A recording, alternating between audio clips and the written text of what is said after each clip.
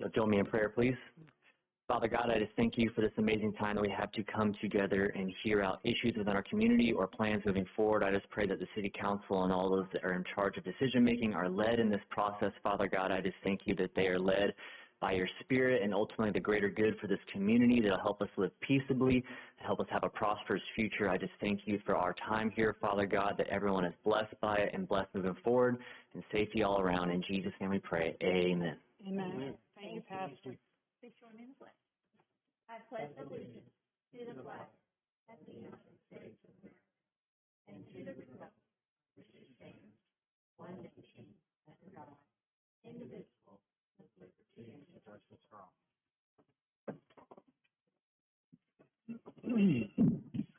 Roll call, please. Mayor Finley. Here. Councilmember Robleski. Here. Councilmember Spears. Here. Councilmember Powell. Here. Councilmember Shaw. Here. Council President Bartlett. Here. Councilmember Denzine. Here. Councilmember Seifert. Here. And we are all present. Amendments to the agenda. Move to approve. Oh, I'm sorry. sorry. Hold that thought. Okay. We have 3 items that have been requested added to the agenda for the night. First would be resolution number 2023-215R. This would be for the authorizing the streaming and archiving of tonight's work session, so that be archived. I think there was a. Where's it going to go? Under my line item. Okay. Yes. So that would go under the President's line. Then we have 2 other items that we would request be added to the consent agenda, and that would be resolution number 2023-294-R. That is authorizing funds from Council Special Projects line item for the purchase of 2 portable picnic tables in the amount of $3,300. Apparently there's a chest inlay on the top of them, but they're picnic tables. And next we have resolution number 2023-295-R. This is authorizing funds from Council Special Projects line item for the construction of a kennel on Celtic Drive in the amount of $14,000. So these will be the 3 additions. What was the last resolution number? Oh, I'm sorry, that was 2023-295-R. Okay, and we have copies of each of the resolutions that should be in front of everyone on the DS. Okay, thank you. And with that, the agenda is approved. Next, we'll go to approval of minutes number 2023-08-WS from August 14th. Move to approve. Second. Motion and a second. Any discussion? Ready for a vote. Councilmember Robleski. Aye. Councilmember Spears. Aye. Council President Bartlett. Aye. Councilmember Powell. Councilmember Shaw. Aye. Councilmember Denzine. Aye. Councilmember Seifert. Aye. Motion passes. Next, minutes number 2023-15-RG from August 14th. Move to approve. Second. Okay, motion and a second. Any discussion? Yes. There, on the consent agenda, page 4, where it talks about the Infinger progress payment and the Madison Branch Boulevard roundabout, the word branch has been left out of the name of the street. It should read Madison Branch Boulevard, not Madison Boulevard. Okay. And with that correction, you've got that down? Okay. We're ready for a vote. Councilmember Shaw. Aye. Councilmember Seifert. Aye. Council President Bartlett. Aye. Councilmember Robleski. Aye. Councilmember Spears. Aye. Councilmember Powell. Same. Councilmember Denzine. Aye. And the motion passes. We do not have any presentation and awards, so we will move to public comments on agenda-related items. Please come forward and state your name and your district and the agenda item that you are speaking to, and you will each have 3 minutes. We have 1 comment card turned in, and he will go first. John Cole from District 4. Yes, thank you. My name is John Cole. Mr. Shaw is my council rep, and I live at 1070 Browns Ferry Road in Madison. A week ago, or actually 13 days ago, was wreck number 5 at that culvert bridge. So that's 5 wrecks. In fact, I want to give the city council a copy. I prepared a factoid sheet here. I can pass them down if you want, save some of your time. We'll pass them down. I have plenty more for the audience as well. Okay, so since I moved in my house roughly June 2019, there's been 5 accidents. There's pictures of the accidents. They're all hitting that bridge. So the question I have is this. Number one, when is the bridge going to be replaced? What is the current timeline right now? I know the resolution was passed last meeting, the day before rec number 5, to buy that property. So when is the bridge going to be fixed or replaced? That's my first question. And then I have 7 points I'd like to make. Speed limit there is 40 miles an hour. It is too fast. The new pavement, that area became the Indianapolis 500, all up and down between Gillespie Road, where it connects over to County Line Road, all the way to Balch. Over at Balch, there's a hill, there's a blind curve. When you come around, when wreck number 5 happened, it's 7 in the morning. My daughter's waiting at 7:16 in my driveway. There were other cars coming, a school bus, everything, and cars had to slam on the brakes until the area was cleared out. So we need some type of something out there, signs or something, get people to slow down. Mose Chapel Road, for example, that T-bone's in there for that 1 mile stretch between Mill Creek, Mill Road and the elementary school, and Browns Ferry Road is 30 miles an hour. That's residential, all kinds of residentials. When you look up and down Browns Ferry Road between Balch and Gillespie, all kinds of residential areas. All right. Radar gun sign, that was put out last year. I'd like to see that out there some more. Just 2 days ago, my wife and I witnessed a minivan speeding at least 60 miles an hour, just going, phew. This is during the day. New warning signs, blind curb coming off of Balch. I've already mentioned that. Some type of speed bump. I know some folks don't like that. Some type of audible marker on the road, a rumble strip or something before and after the bridge on either side would be helpful. Road reflectors need to be replaced on the road itself when the road was repaved. Prior to that, after rec number 4, reflectors were put on the road. There's no reflectors after they paved it. Street light in the area. I know maybe Ms. Spears was District 2 last year after rec number 4. Somebody over here mentioned there needs to be a light out there. That was 14 months ago. No light. And last, I'm requesting more Madison Police Department patrols with citations because people are flat out driving too fast. I understand that's a personal thing, but it's a safety issue. Any questions? I am done. Thank you. Thank you. Do we have anyone else who would like to address an agenda-related item? Please come forward, state your name, district, and the agenda item. Jennifer Coe, Ashley States, District 5, Council President. First, I would like to start with the consent agenda. Minor league baseball expenditures. Taxpayer is nickeled and dimed almost every 2 weeks. $4,700 for evaporative cooler, $6,700 for batting cage lighting, $1,600 for a fence for minor league storage. Why does the taxpayer get stuck with the bill? Team expenses should go to team. When they leave to go home, they should take their stuff home with them. We, the taxpayers, aren't responsible for them and all of their stuff. Ball Corp, Jeff Showalter can pay for it. Number 2, public hearings. Weed abatement. One question. Why are we holding a hearing and assessing a lien on a vacant lot? After this lot was abated in June, something looks wrong here, very questionable. The documents associated with the resolution 2023-259R give the owner of this vacant, heavily wooded lot 14 days from the 13th of June to contact city or show up to a hearing. Did we hear from the owner? Did they receive a notice by certified mail? Since no one lives at that address, at 180 Dusty Trail, and the mailbox isn't even facing the road, I have questions about why this administration, who charged a stupendous administrative fee, didn't research that the landowner's correct address is in another city. That is unethical to charge an administrative fee and clearly did not even do the research. And then threatened to add the assessment back to property taxes. I move that the council should table this weed lien since clearly the city didn't do their due diligence.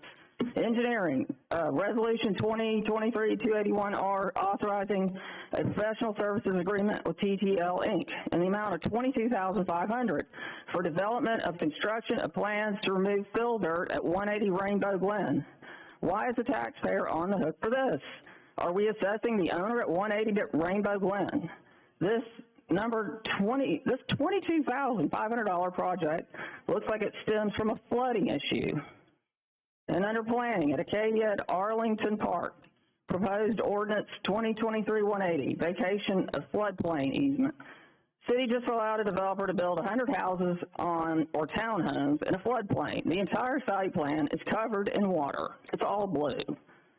So the planning decided to rely on a 1998 FEMA letter it's a LOMA letter. Did anyone in the building or building code enforcement revisit this issue while these townhomes were under construction?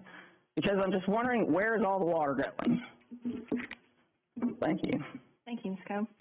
Anyone else like to address the council on an agenda-related item?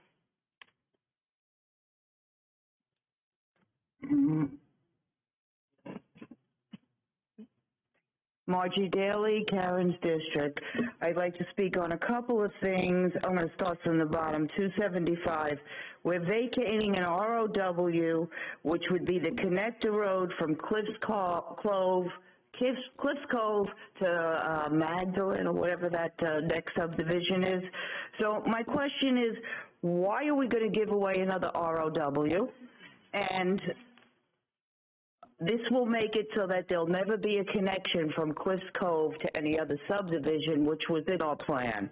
Okay, then, and they got 4 public notices in papers, and they're getting a public hearing when other stuff that comes up here doesn't even get a public hearing. Then 164, we can't usurp the state rights on the historic cemeteries. Then I got 180 and 246, Arlington Park, Hill Chase, and Heritage Hills, vacating floodplains to build on. Let all the other neighborhoods expect they may be flooded during this construction and rerouting of the water and waste lines, because that's what's happened to every other neighborhood that you vacate floodplains. Okay. The E, F, and G, it's, I don't know, maybe 15,000 going to the stadium this year council meeting. We're going to give $4,749 to a company called Big Ass Fans, so that the batting cages or wherever it is, they get nice airflow. When we cannot even put HEPA filters that were free of charge in the school system for the kids to breathe easier. But we're going to do this for the baseball players. How sad. Okay, so for the public record, we're also going to light them up. Now, we've taken away our safe street lights due to the city's neglect to ensure millions were paid to the Resco consultant to do his job. It's now partial causation, resulting in more MVAs, fatalities, unsafe roads, and promoting crimes in our neighborhoods where there are black holes with no lighting. It's wonderful this council prioritizes the lighting and repairs for the batting cages above the safety of the citizens and all that drive on our streets, like County Line, Walter-Riana, Hughes, and Browns Ferry. All the lights were changed. Okay, this supposed MLB Angels are, and I'm going to leave these articles with the clerk, because the mayor has resigned where the Angels Stadium is, and the Angels Stadium is crumbling. It needs $150 million in repair, and I have the article. And they're not mandatorying the city over there do anything for them. They're saying the baseball team has to pay for it. Thank you very much. Is there anyone else who'd like to address the council on an agenda-related item? Please come forward, state your name and district, and the item you are referencing. This is Linda Toysh. I own the property at 180 Dusty Trail, reference 259R. For the assessment on the weed control, I was mandated by the city of Huntsville through Judge Wolf to tear down the house on my property. At that time, the court hearing, he said that I could leave that property natural. It did not have to be up. Now, ma'am, I just wanted to let you know we're going to have a public hearing on that particular item, and you'll actually have more time to speak at that, okay. Unless you just want to speak now and not, but we're going to actually have a public hearing on this, and you'll have more time. I don't need much more time, but that's fine. Okay, all right, thank you. Is there anyone else who would like to address the council on an agenda-related item that's not covered in the public hearing? Seeing none, we will close the public comments on agenda-related items and move to the consent agenda and finance committee report. The committee has reviewed all the current and periodic bills to be paid and everything to be in order. With that, I'd like to move to approve. Second. Okay, we have a motion and a second, and we've added items M and N, which were walked on from the council special project fund. Is there any discussion? I do have a question. Okay. Concerning the authorization to solicit bids for repairs to the Main Street Cafe. It's rather vague. What exactly are we looking for there? What work needs to be done since they have already reopened? I'm just interested in what's new. What is it? As far as he's got the list. Okay. What we have is we had an adjuster through AMIC who went out and was able to assess last Wednesday what was the remaining scope of what needs to be done, and he was able to provide us with the specifications for everything that needs to be done going forward. We had issued one bid, but that was 100% of the work, so we had to go back out and identify what was remaining. So when we bid this out, somebody doesn't bid and then find out, 10, 15, 20% of it has already been performed.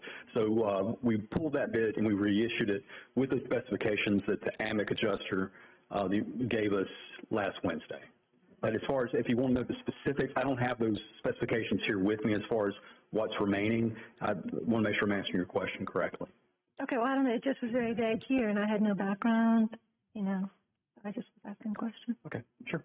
So I got a question about that one too as well. I'd like I don't know if we can take that one off and revisit it, because I think there's some questions that need to be answered about the agreements.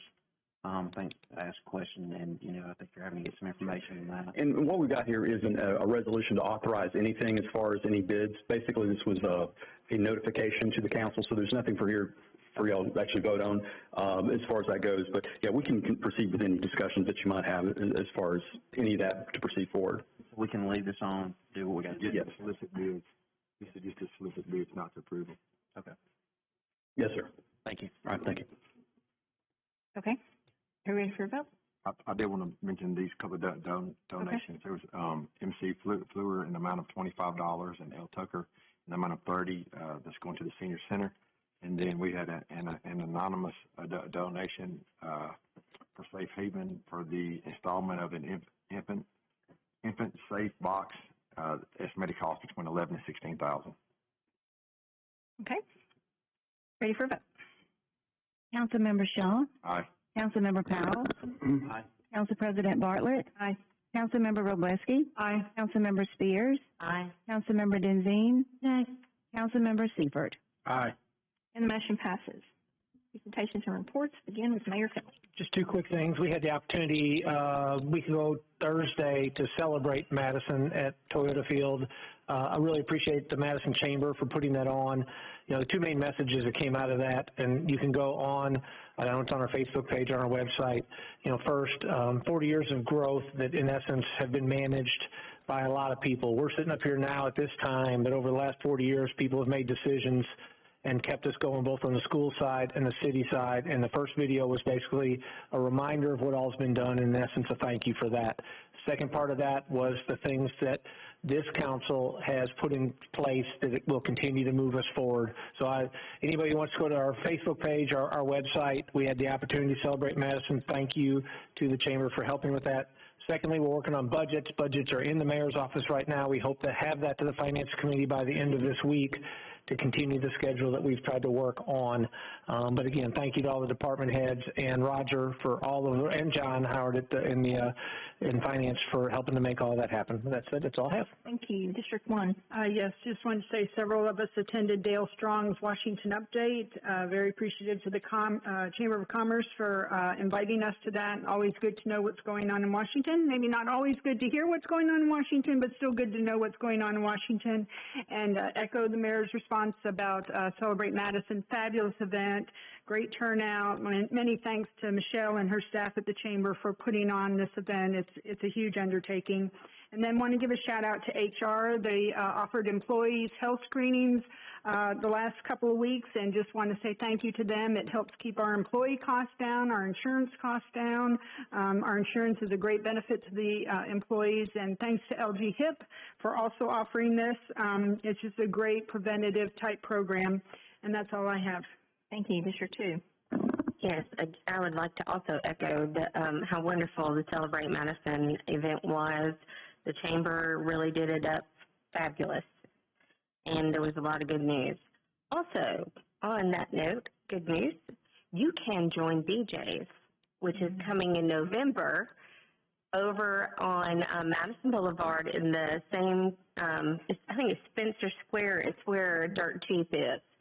There's a membership office there. You can go ahead and sign up and get your membership, and you get extra coupons and stuff so that you can spend your money in Madison. That's all I have. District 3. And it's cheaper now than if you go later. True. Yes. But I missed last meeting, so I wanted to apologize for that, but I was out of town working.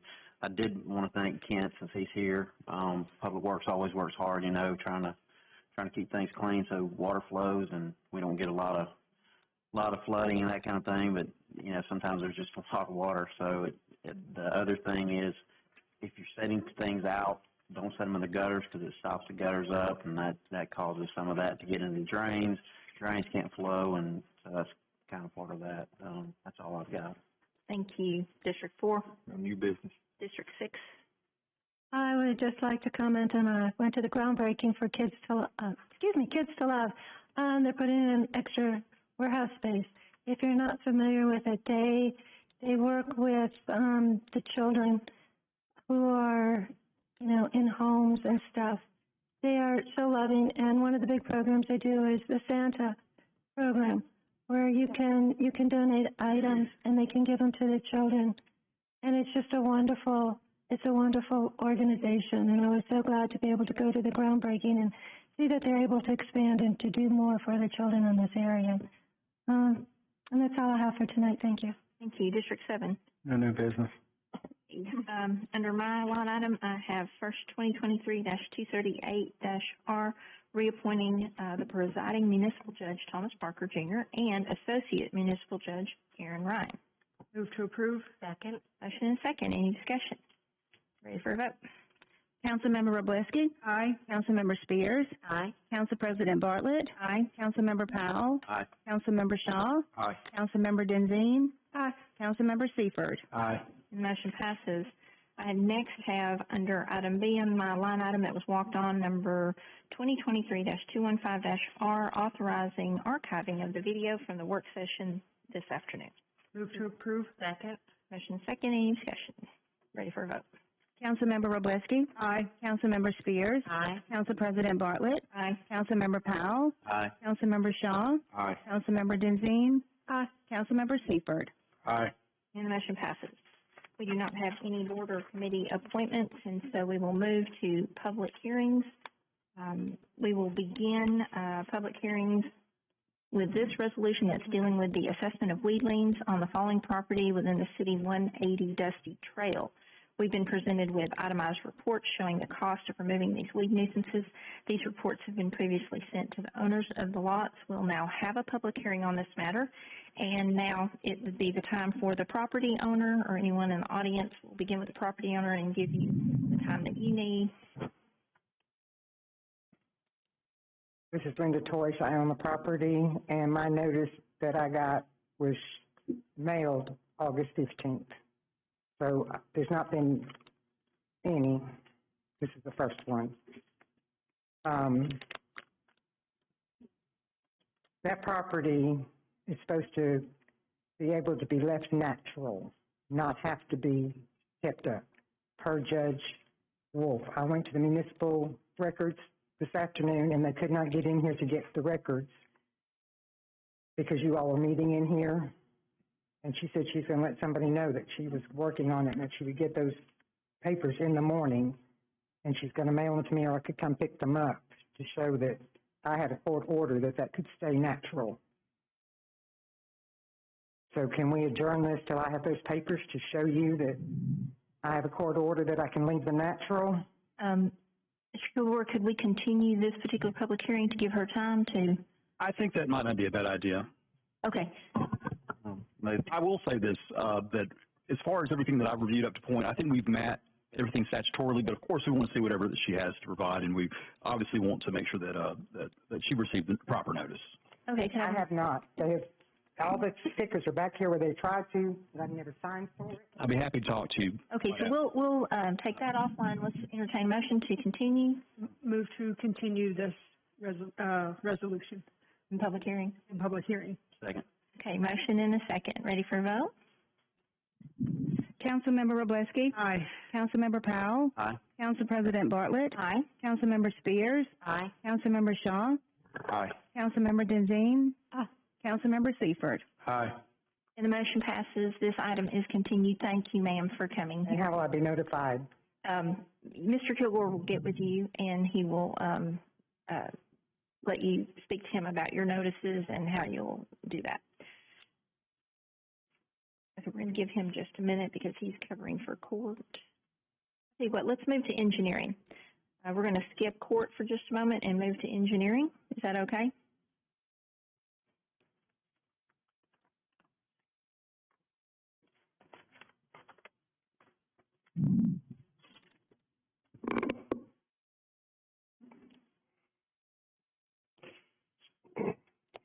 All right.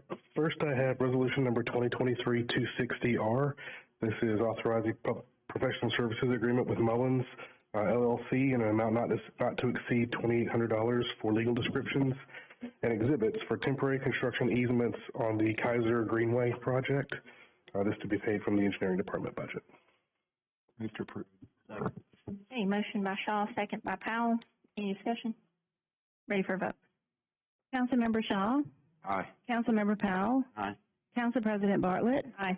Councilmember Robleski? Aye. Councilmember Spears? Aye. Councilmember Denzine? Aye. Councilmember Seifert? Aye. Motion passes. All right, next is resolution number 2023-267R. This is presentation of the transportation plan for the 2019 gas tax funds for fiscal year 2024. This is the funds that we get for that gas tax, part of the Rebuild Alabama tax, and in the past we've used that for repaving some collector roads. This is the one we're looking at for the coming year, is to start work on widening the bridge on Waltrana Drive. It's about 1,000 feet north of Mill Road intersection with Waltrana. This is one of our only 3 remaining load-rated bridges in the city, so if we can get that replaced, that would be good for a myriad of reasons. It'd also support possible future improvements on Waltrana, adding sidewalks, widening the road, that kind of a thing, so kind of break some of that cost up. The estimated budget for fiscal year 2024 is $362,807. I got that number from Finance, Roger and those guys. Estimated cost to get the design done, which is our goal for this year, would be about $80,000, and then taking the remainder and leaving it in that fund, rolling it forward maybe for a few years until we can save up enough money to actually pay for the reconstruction of that. This is the location of that bridge. Is that's over Mill? Pardon? That's over Mill Creek. Yes. Okay, motion by Shaw, second by Powell. Yeah, I have a question. Okay. How can we say that we want to use this in 2024, this money in 2024, when we have not seen the CIP for 2024? How do we know this is where we want to use this? I mean, don't we need to know all of the projects that are planned so that we can say, yes, this is a priority? Can't hurt. I mean, we've been asking for a CIP for a while, and we still haven't seen one. So, when you say asking for a CIP, what do you mean? They want in the budget all the things that you've presented that will come to the Finance Committee next, at the end of this week. I mean, it's in that. It just hasn't been presented to you. So the answer is we probably need to continue this until. That's fine. The reason we're doing it right now is because we're obligated to do it before. I think you're supposed to do by the end of August. We have to do it by the end of August, and so that's why we're having the presentation now. Yeah. Whether this is the required presentation of the plan. My understanding is the plan can change. So if it turns out that this is not what we do with the money, I think that it can be changed going forward, because there'll be another presentation at the end of next year. That's correct. correct. Report on how we actually did spend the money versus what the plan was. What I was going to say was this is basically us trying to set a plan for what's estimated to be the gas tax going forward. Then in January, that's when we come back to give you a detailed report as to what was actually spent to the dime. This is basically just the perspective as far as what we plan to spend, but obviously if that's not an agreement, then we can go back to the drawing board and put together another. Yeah, placeholder. Yeah, I have to present, we have to have a plan, and this is what the plan is. So as Brian was saying, at the end of December, I'll bring you back an accounting of what we spent in fiscal year 2023 for that project, or for that budget year. And then we'll do another one at the end of next year to talk about what the actual usage was versus what the plan was. Has the bridge been inspected and pseudo failed? Is that a rush on it, or is it like a safety issue? Or, so this could be considered a placeholder for those tax funds. Why did you choose this particular project? Well, we know that one priority, talking with planning department and public works department, and just from what we've heard from the community, that widening Waltran is a goal long term going forward. And one major hurdle for that is this bridge. The bridge is too narrow. We can't widen the road based on the way the bridge is now. We can't add sidewalks. There's really nothing we can do. And so this was the idea here was to go ahead and break up some of that cost. Go ahead and get some of it paid for, get it started, and then that way, once we're ready to widen it, we'll already have one of the major hurdles out of the way. Okay, that sounds very logical. That makes sense to widen the bridge first, because, you know. And it's going to be a big pill to swallow when it's time to do it. And if we have to do the bridge and everything else, we also consider traffic control and all that stuff. It's going to be a major project. It has to be.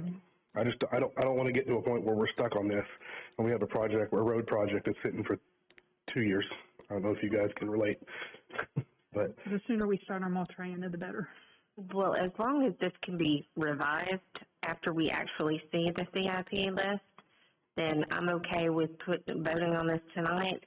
But it would be a whole lot easier for us on the city council to be able to make decisions and know that we're making the right decisions if we had the information before we have to vote on something like this. That's not your fault, Michael. I understand that. I'm not even sure if this is something that needs to be voted on. Brian could probably clarify that. I'm obligated to make the presentation, but I don't even know if actually it does. We do it each year since it's been passed. We have to do it. You can wait. Okay. What are they going to do? Okay. Pardon? I think if you want to wait, I mean, it can go either way. I mean, it can be revised. I understand what Ms. Spears is saying. We don't have all that information yet. I can't bring you a list right now of what's in the budget. So, I mean, I couldn't give you one. This is just where they want it, the placeholder for the gas tax. At the end of the month, which is, right here, then as long as it can be revised, I'm okay with us voting on it tonight. Yeah. With the understanding that we might have to revise it after we see the final list. So that works. So move to approve the option to revise at a later date. Which we always have. Okay. Does that sound right? It's just a plan. Yes, yes, sir. I think the original motion and the second is fine. Oh, okay. And with our actions tonight, I think that we have complied with the Rebuild Alabama Act as far as presenting of the transportation plan. The approval of the plan is just gravy, but I think that we've done what we need to comply at this point. Okay. Very good. I guess. Okay, so we have the original motion and second. Are you all ready for a vote?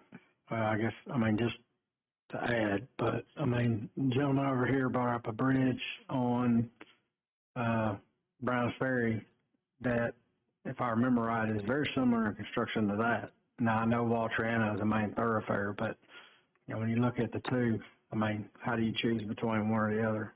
And, well, one thing about it, I was going to ask. I'd say these are sort of unrelated. This one is not a dangerous bridge. This is like I said, this is to preempt a large project to widen that road. Which is, I'll just say, is a long ways away. Sure. Probably a lot further than needing to replace another bridge. It's not really on topic, but we have funding in the budget, and actually we had funding in last year's budget to replace the bridge. That's the bridge on Browns Ferry Road. Yeah. Which I was going to ask at some point when you get done, if we could give an update on timeframes for the Browns Ferry one, that'd be great. I can. Okay, now we're ready for a vote. Go ahead. Aye. Aye. President Bartlett. Aye. Councilmember Robleski. Aye. Councilmember Spears. Aye. Councilmember Powell. Aye. Councilmember Denzine. Councilmember Seifert. Aye. And the motion passes. Next. All right, next I have resolution number 2023-273R. This is authorizing professional services agreement with SNME, an amount not to exceed $34,180 for environmental consulting services related to outfall inspections. This is to be paid from the stormwater budget. These are annual inspections that are required by ADEM, part of our MS4. We do these every year, budgeted in stormwater from the very beginning. Move to approve. Second. Motion and second by Robleski. Any discussion? It's just all down here on this end. Everybody's working down here. Those guys wake up in a minute. Ready for a vote. Councilmember Spears. Aye. Councilmember Robleski. Aye. Council President Bartlett. Aye. Councilmember Powell. Aye. Councilmember Shaw. Aye. Councilmember Denzine. Councilmember Seifert. Aye. Motion passes. Next. All right, next is resolution number 2023-276R. This is acceptance of Barnett's Crossing Phase 1 into the City of Madison Maintenance Program. Move to approve. Second. Motion second. Any discussion? Everything ready to go. You're happy with the, Yes, this one can't get approved soon enough. Lots of residents trying to move in over there. okay. Okay, ready for a vote. Councilmember Spears. Aye. Councilmember Powell. Aye. Council President Bartlett. Aye. Councilmember Robleski. Aye. Councilmember Shaw. Aye. Councilmember Denzine. Councilmember Seifert. Aye. Motion passes. All right, next is resolution number 2023-278R. This is authorizing an agreement with the owner of property located at 102 Castleberry Court to indemnify the city for any damages or changes related to a retaining wall placed in the city's easement. This is retaining walls that were built on this lot, unpermitted. Came to find out that they weren't permitted. They were within easements, and so we've been working with our attorney's office has been working with the attorney's office for MU to try to get those indemnification agreements, the verbiage of those agreed upon. We've also reached out and talked with Limestone Water and Sewer Authority. We've also talked with Athens Electric. So everybody's in agreement that the walls can be in place. If they have to be removed for maintenance or any other reason, then the owners will be responsible for rebuilding those walls.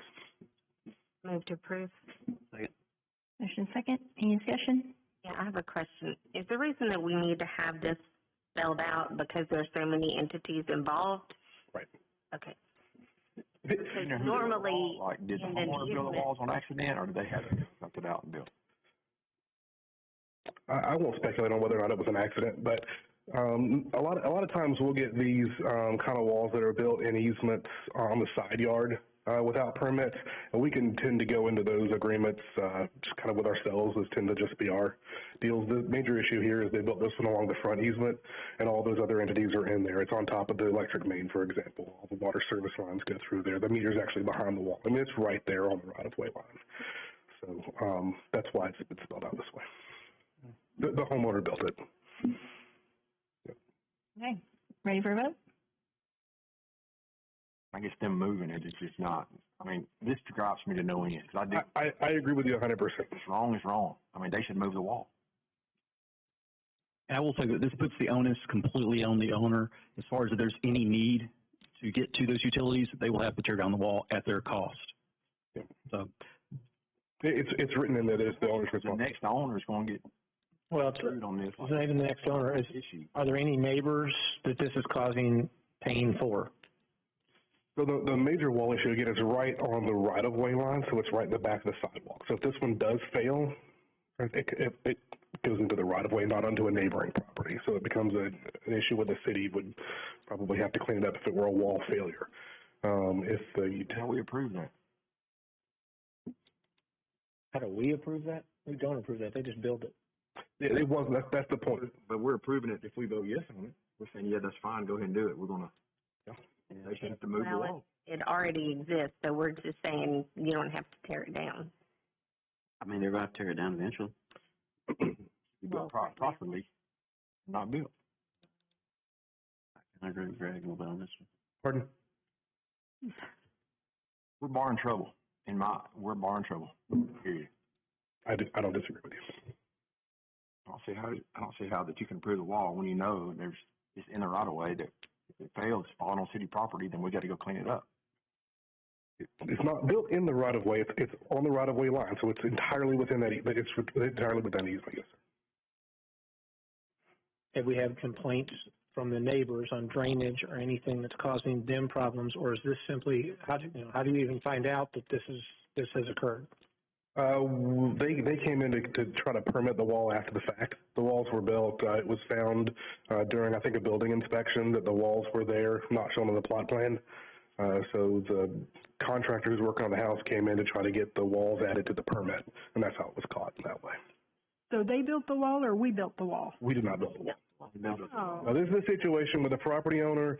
A lot of the times, the developer sells it, and then a builder comes in and builds several houses, and the builder's on the lot. In this case, the citizen bought the lot, purchased the lot for a custom home. They've hired a contractor to come in and do it after the fact, or after the house was permitted without the walls on there, and then the walls were found after the fact. What's the difference between this wall on the right-of-way line in the easement, on the edge of the easement, versus a privacy fence on the edge of an easement? Wall fence, what is the? I mean, people build their privacy fences in the middle of easements all the time. We don't have a permit for fences. We don't require a permit for those. Well, we're not permitting this. We're just. Well, ultimately, here's the process. When this gets approved, it gets agreed, you guys approve it, we sign the agreement, we're going to give it back to the property owner. The property owner is going to take it to Limestone County Probate and record it with the deed. Once they get it recorded, they can reapply for their wall permit, including the agreement, and then it'll go through a review process and it'll likely get approved. So while you're not technically permitting it here, as you say, this is the last step for them to get that approved. Yes, sir. I will say that to build the wall, how do I put it this way? To build the wall out of the easement entirely, the house is built too. So to build the wall out of the easement, the way the house is built now, I don't know that that's necessarily possible. Now, could we venture into some kind of vacation of easement situation? We could probably go that way, make them take the wall down and move it back some of the way. We'd still be in a situation where we'd have to approve this kind of an agreement. But the property owners have elected to go this route, bring it to you guys, and so here I am. I agree with Greg, though. You're solving the problem for the immediate homeowner. The next homeowner is the one that gets the shaft.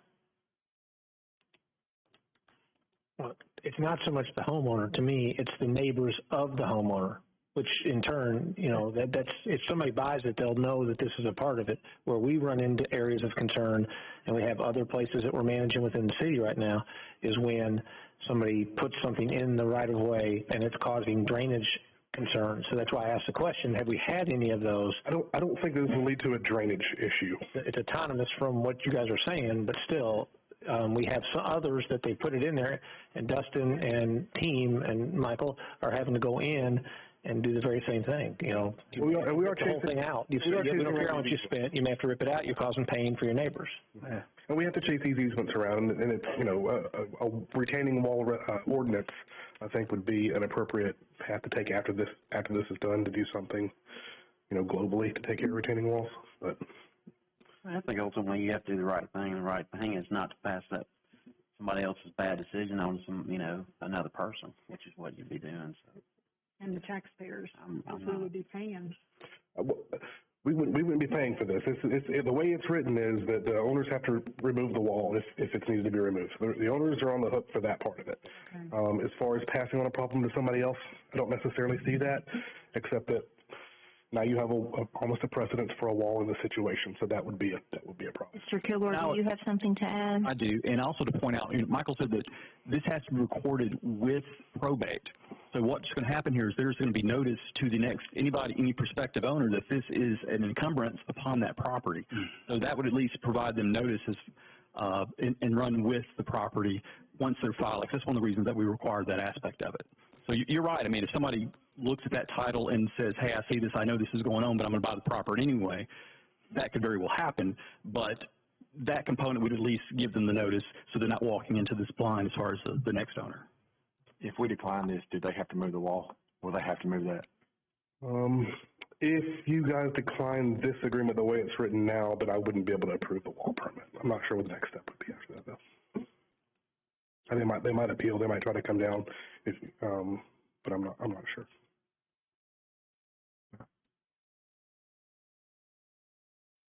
So, okay. Did the homeowners know? Now, their contractor built the wall, correct? They built the wall. Did the homeowner build the wall, or did the contractor build the wall? So again, in this scenario, the homeowner purchased the lot directly from the developer. This is not a situation where a builder bought the lot and built a bunch of houses. Property owner bought the lot. They own the lot. They hired a contractor to come in and build a house. Built the house.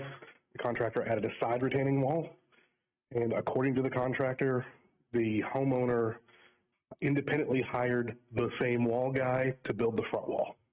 Okay, but neither the front wall nor the side wall, supposedly built separately, were permitted. Neither were included on the plot plan for the building permit. I just don't think we should be issuing permits after the fact.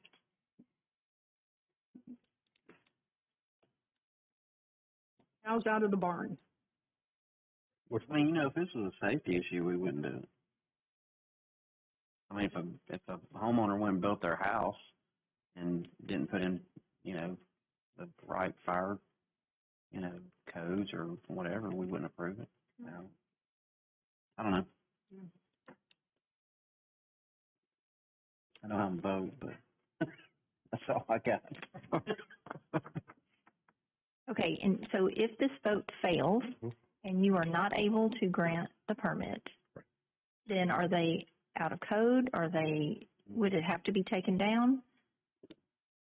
Well, it would, the permit, right, ultimately something else would have to change, because right now they wouldn't even be able to schedule their final inspections. So there'd be no chance for a CO the way it is right now. So some other option would have to be presented or take it down. Why I'm trying to think, if I'm a homeowner and I'm building a retaining wall and I get a contractor and the contractor comes in, I'm expecting that contractor to do the due diligence, to know where the property line is, where the easement is. They hire laborers to go do that. That's where all this gets sideways. We see they tried to act like a GC, and they didn't know what a GC does, and they didn't get the right permit. To be fair, the GC also built a retaining wall on the side that was in the east. Well, see, so there's multiple issues here. You got the side walls, which were built by the contractor, the front wall, which was built by the laborers, but still, shouldn't the contractor be fined for doing something without a permit? Another can of worms. That would probably come from the building permit. I don't know the answer to that. It's obviously not. Okay, I think we need to go ahead and take a vote. We got a motion and a second, and we're ready for a vote. Councilmember Spears? No. Councilmember Powell? Aye. Council President Bartlett? Nay. Councilmember Robleski? Nay. Councilmember Shaw? Nay. Councilmember Denzine? Nay. Councilmember Seifert? Nay. Motion fails. Next. All right, finally, I have resolution number 2023-281R. This is authorizing professional services agreement with TTL Incorporated in an amount not to exceed $22,250 for development of construction plans for floodway fill removal at 180 Rainbow Glen Circle, to be paid from the engineering department budget. Move to approve. Second. Motion and second. Any questions? What is this? Good question. So last summer, residents purchased the adjacent lot, consolidated into their residential lot, and then filled the floodway. So they put in several hundred yards of fill within the floodway in the stream, filled that area up, did not get a permit, did not get approval from FEMA, did not do any of those items. Came in a couple of weeks later to try to get a building permit for an accessory structure on that area. It was noted in the hallway, actually. They kind of self-reported that they filled that flood area. And so since then, they've had a code action on them. It's gone. We tried to work with them about how much fill you need to remove and what that needs to be. They went through a whole process of trying to get no-ride certificates from professional engineers, which they were unsuccessful. It went to court the first time, let's see, in April this year. It was continued 1, 2, 3 times, I think, trying to give them opportunities to make progress, work with, find a contractor, get some work done. They never did. At the last court date, which was the beginning of August, it was by agreement the city is to work to fix the problem, and the defendants will reimburse the city for the cost. And it was continued again until the first week of October. So this is the first step in order for us to determine how much fill to be removed, any kind of core or other permits that need to be done to do this work, reestablishing stream banks. So this is just to create the plan to get the fill out. Then they'll reimburse it. Well, that's my question. Shouldn't this be their responsibility? It has been. And the court has ordered them to reimburse us for the total cost of having to do this. Okay. So we do have that order in hand. I just have to. And we went. We will file a lien. Tried every other possible manner to try to get this resolved. Unfortunately, they created this situation. But yes, we have the order, and they're supposed to reimburse us. And can we file a lien if they haven't reimbursed by, is that property tax time when they have to pay liens? Well, we can file a judgment lien against them. So, but we might be able to work out a payment plan or something like that before we get to that point. We have a lot of options once we file. The point is they've had a year to address this. They haven't done it, and this is the first step to figure out how much we need to remove. Once we get those, this will give us a plan. Then I can bid it, get somebody to come in, remove all the fill, reestablish the stream. It's a major FEMA violation. This is something we absolutely have to address. So. Can we tag a completion date on this, that they have to pay us by a certain date, or we file a lien? We could. We could go file the lien immediately after, if they fail to pay upon the date that the court ordered. Okay. So we have all the leverage in the world as far as how to modify that. Okay. We have to vote on it first. Okay, we've got a motion and second. Y'all ready? Ready for vote. Councilmember Powell? Aye. Councilmember Shaw? Aye. Council President Bartlett? Aye. Councilmember Robleski? Aye. Councilmember Spears? Aye. Councilmember Denzine? Aye. Councilmember Seifert? Aye. The motion passes. And can you give us an update on the Browns Ferry Bridge timeframe? Sure. The resident called me last week, and I spoke to him about this, and I'll give you guys the same update I gave to him. We, at the last council meeting, we approved the purchase of that other piece of the right-of-way, so the next step is we can coordinate with utilities to relocate those, cut down trees, and then we can start getting into the bid process. I can't tell you exactly how long that's going to take, what it's going to be, but we're progressing through, the required steps to get through that. We've got it in the budget for this year, so you'll see that to be funded to do the bridge replacement. We look forward to seeing that. I got one quick question about the last resolution. Okay. So how do we go about the process of going to start the reimbursement? Do you have to wait, or can we start? First, we have to go through the court process.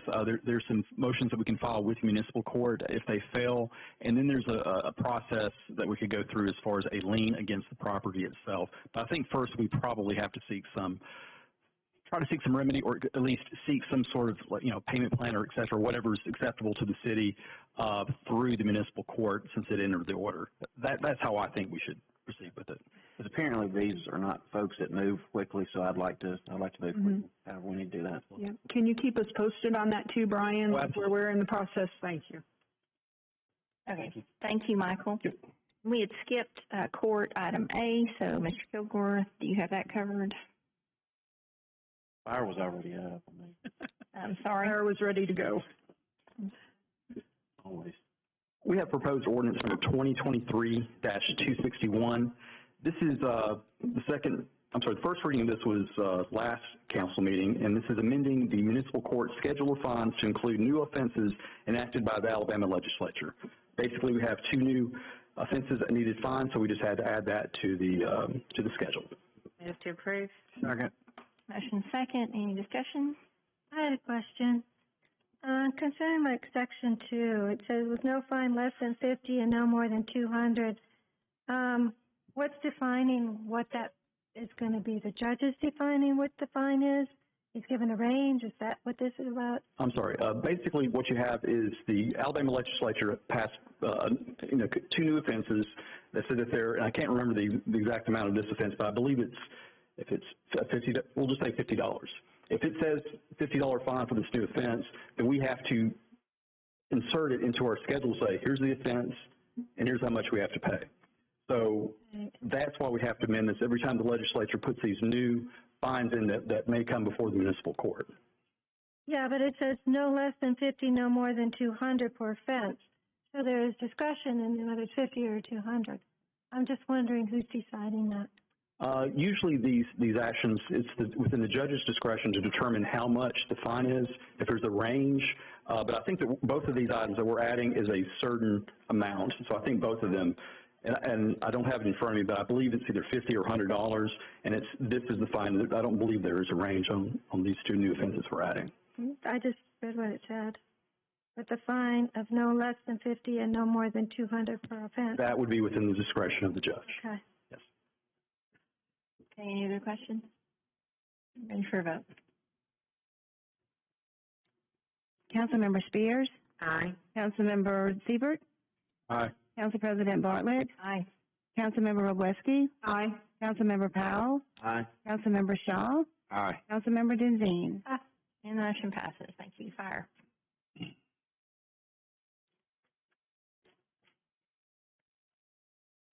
I'm just asking for your consideration to approve Resolution 2023-284R, authorizing a contract with Safe Haven for the installation of an infant safe box to be installed at Fire Station 1. That'll be installed with donation money. Kids to Love has run this initiative through the whole state, so we're putting these in various fire departments in the state, and we will only have a $300 a year update fee from here out. Move to approve. Second. Motion by Roblesky, second by Spears. Any discussion? Happy to see it. Yep. Thanks, Chief. Ready for a vote? Councilmember Roblesky? Aye. Councilmember Spears? Aye. Council President Bartlett? Aye. Councilmember Powell? Aye. Councilmember Shaw? Aye. Councilmember Denzine? Aye. Councilmember Seifert? Aye. Motion passes. Thank you, Chief. Thank you, Chief, for this. Legal.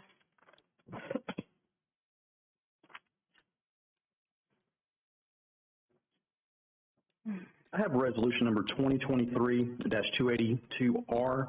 This is authorizing a quitclaim deed to Varden LLC in property located at 8721 Madison Boulevard for the purpose of clearing a question to title for the Wyndham Garden Incel. What we had here was we now have a hotel that's basically derelict now, I guess. It's going through a sale process. There was a title that was run on this and they had a quote-unquote question as to whether the city had an interest going back to 1985. What happened was there was a revenue bond that the city didn't properly file a satisfaction with, and that created this question. We don't have an interest in the property. This thing sold back in 2013, went through the title process, no problems, but this time they flagged it and they had to cancel their closing on the property. So all we're doing here is just doing a quick claim to make it clear on the record that we have no interest in this property. There's nothing there for us to give away, but this just makes it, clear, as far as the title report. And this will clear the way for the sale to go forward and for us to have development. Move to approve. Second. Motion second. Any questions? Ready for a vote? Councilmember Roblesky? Aye. Councilmember Spears? Aye. Council President Bartlett? Aye. Councilmember Powell? Aye. Councilmember Shaw? Aye. Councilmember Denzine? Aye. Councilmember Seifert? Aye. Motion passes. Thank you. Planning.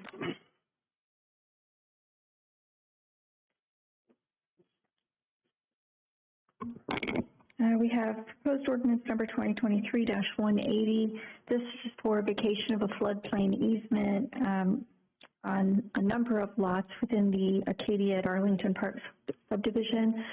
You can see the purple outlined area.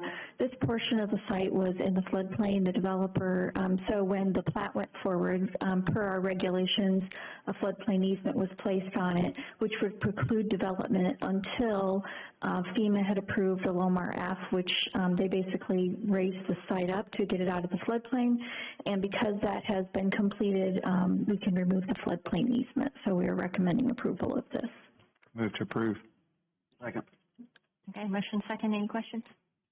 Ready for a vote? Councilmember Shaw, Aye. Councilmember Powell, Aye.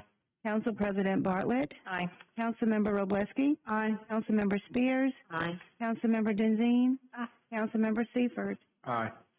Motion passed. Next item is proposed ordinance number 2023-246. This is for vacation of a portion of utility and drainage easement in the rear yard of Lot 3 at Heritage Hills subdivision. You can see the hashed area there. The homeowners are looking to do some improvements in their rear yard, and this portion of the easement is not needed for utility or drainage purposes, and so all of the parties in terms of utilities and staff are recommending approval. Move to approve. Second. Motion and second. Any discussion?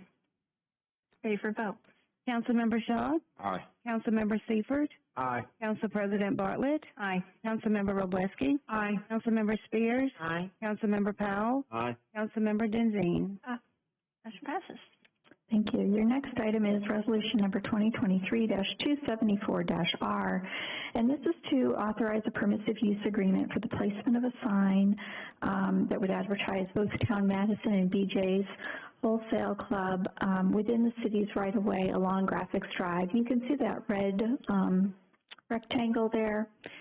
So the property just directly to the north is where Twice Daily is, just to give you some orientation. So the city's regulations don't allow signs to be in the right-of-way, nor in easements. For this particular sign, we had previously identified a location in a different place that wasn't in the right-of-way. However, there's been some ongoing intersection improvements there at Graphics and Waltriana. Utilities have changed, drainage has changed, and as a consequence, we can't have the sign where they were anticipating to have it before. So they are requesting to locate it in this place, which happens to be in our right-of-way. And because our regulations don't allow that, we're coming to City Council to see if you want to allow for it. The permissive use agreement makes it clear that if we have to remove the sign, or Madison Utilities have to remove the sign for any reason, that we can do so at no, we don't have to replace the sign, and they also have responsibility for maintenance of the sign. Move to approve. Second. Okay, motion and second. Any questions? Ready for a vote? Councilmember Roblesky. Aye. Councilmember Powell. Aye. Council President Bartlett. Aye. Councilmember Spears. Aye. Councilmember Shaw. Aye. Councilmember Denzine. Councilmember Seifert. Aye. Motion passes. And the last planning item is Resolution 2023-275-R, and this is to set a public hearing for vacation of undeveloped right-of-way on Griggs Road and Concord Drive, and you can see the exhibit there. The hashed area is the portion of Griggs and Concord, and what has occurred is someone has purchased these three parcels. Do it over here too. These three parcels, and they plan on building a family home on one house on that area. And because they want a larger, property for their home, they're asking to vacate that right of way. Madison Utilities and the city engineering staff have determined that that is not needed right of way, and so we are supporting this request. Per regulations, this has to be advertised 4 times, and notices are sent to the adjoining property owners before you would have a public hearing on this. The public hearing, if you adopt this resolution, would be set for October 9th. Where will the house be going? We do not have a site plan as yet, and it's been a while since I've been up there to see how the land falls, but I'm guessing you know, it's maybe somewhere where the road was going to be, but I don't know, and we don't have a site plan yet. Move to approve. Second. Okay, motion second. Ready for vote? Councilmember Powell. Aye. Councilmember Spears. Aye. Council President Bartlett. Aye. Councilmember Roblesky. Aye. Councilmember Shaw. Aye. Councilmember Denzine. Councilmember Seifert. Aye. Motion passes. Thank you. Thank you. And finally, Public Works. Favorite department for the night. I just have one proposed ordinance. It's first reading. It's amending the grounds regulations for cleaning and restoring headstones in our city of Madison municipal cemeteries. This is due to the fact of people coming in and just doing it how they want, and we need some kind of direction where we can keep up with them and guide them to where they don't destroy what's there. Mm-hmm. It's first reading on it. Okay, just first reading. Also, I do have one, the web address or URL that's in this ordinance is misspelled. Cemeteries does not have an A. It's all East. Lisa's got it. That goes straight to legal, and I'll make sure that we get it revised. Thank you. And had nothing to do with that. Okay, thank you, Kent. Thank you, Kent. Yeah, I didn't notice that because I don't spell well. Well, if you try to go to the website as it is, it will not take you.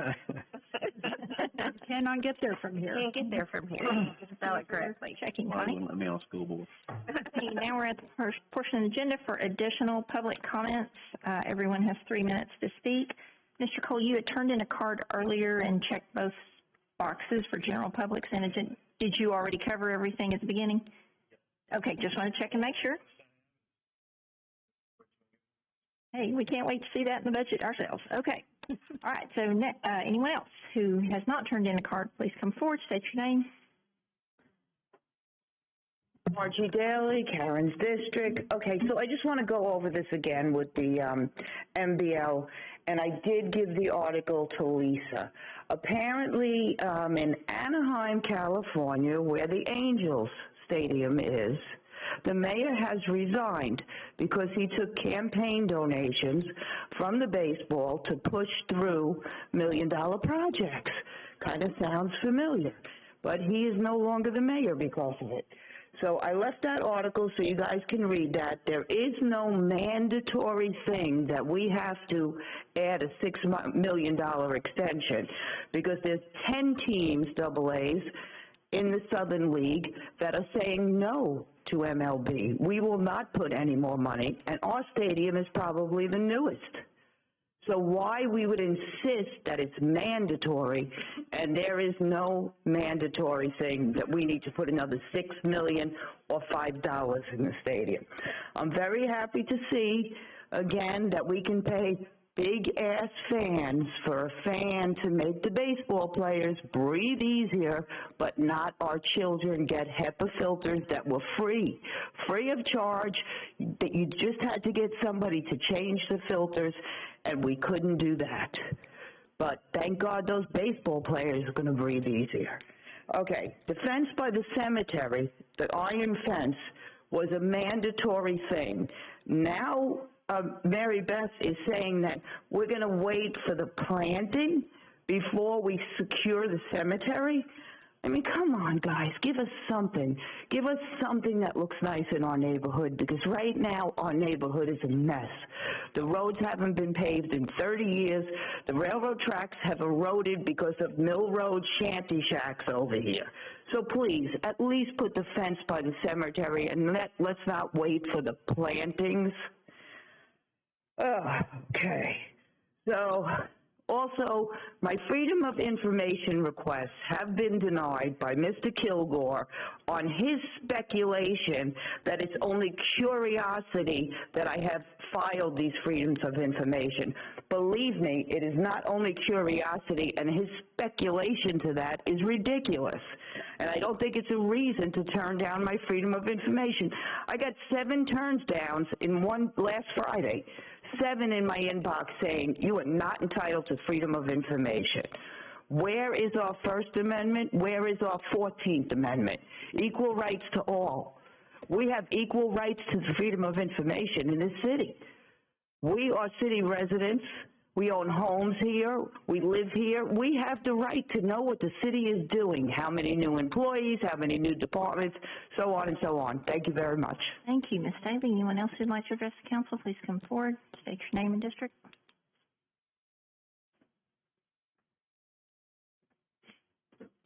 Good evening, Jocelyn Brower, District 4. I wanted to thank you for live streaming the work session earlier this evening and agreeing to archive it tonight. I wanted to know if you would post the revised map on the city's website.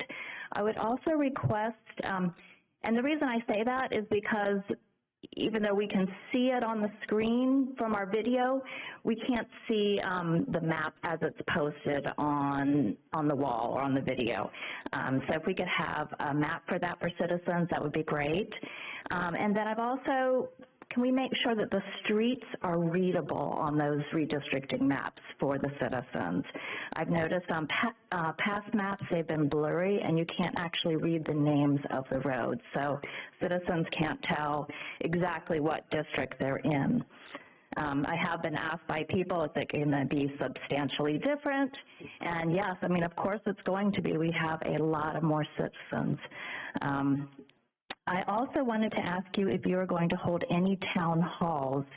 I know Huntsville did that, and they were able to get some citizen input and back and forth feedback. At this point, the company doing the maps has taken council's input, but did admit in the last work session that citizens' input has not been considered at this point. So that's all I've got for tonight. Thank you. Okay, thank you. Just to address your issue about the map, it's been posted online all week. Oh, really? Yeah. The one that was here tonight? Okay. That we were discussing, it was posted in advance. You can expand the map to read any of the streets that you like. So that okay, perfect. I will check that. We have posted the schedule for our public sessions. We've already had some. We've already been taking comments. And actually, I don't think that's quite accurate. I think they did take into account public comments because that's what led us to have map 2 that took into account growth areas. I think that was one of the most common comments that we heard from the public. We also had emails from you and others who were forwarded or copied to the consultant. Yes, absolutely. I sent an email, and you allowed me to ask a question at the last work session, which was amazing. I appreciate that. Anyone who was here in the work session after council got to ask their questions, everyone got to. Yes, but the person who was doing it, he was looking for your approval. I know he did certainly take into account former Mayor Kirkendall's opinion that you should have less citizens in some of the large growth areas. Yeah, it wasn't just former Mayor Kirkendall. There were a number of people who were observing. He echoed what several on council we had already said. It was just we'd wait until you guys. It's on video, so I mean anyone can review it and see it. That was just my feeling. My feeling was, and he answered my question. We were looking for your approval first before it moved to citizens. Sure, and we have a public hearing posted before we would ever vote on it. We have the whole schedule on that website. Okay, so you will be taking in public comments, and that map can still be changed at this point due to citizen input. I just wanted people to know. Okay, thank you. I appreciate it. Just wanted to make sure you knew it was on there. Okay, do we have any other miscellaneous? I'm sorry, is there anyone else from the public? I'm sorry. Okay, we're done? All right. Oh, no, you are? Okay. Okay. Jennifer Coe, District 5, Council President.